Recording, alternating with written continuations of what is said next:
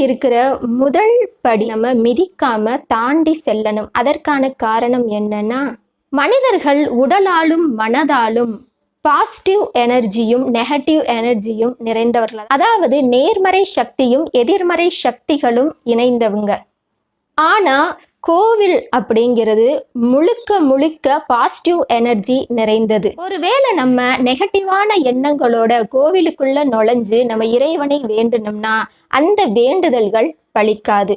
அதனால நம்மளுடைய எண்ணங்கள் முழுவதையும் பாசிட்டிவான எண்ணங்களாக முதல்ல மாற்றணும். அந்த பாசிட்டிவான எண்ணங்களா மாத்துறதுக்கு முதல் படிதான் இந்த நுழைவாயில நம்ம மிதிக்காம போறது. கோவிலுக்குள்ள போனதும் முதல்ல இருக்கிற அந்த நுழைவாயில்ல நம்மளுடைய கைகளை வைத்து தொட்டு நம்மளுடைய ஆக்ஞா சக்கரம், அதாவது 2 புருவ மத்தியில வச்சு நம்ம உடம்பையும் மனதையும் தூய்மைப்படுத்தி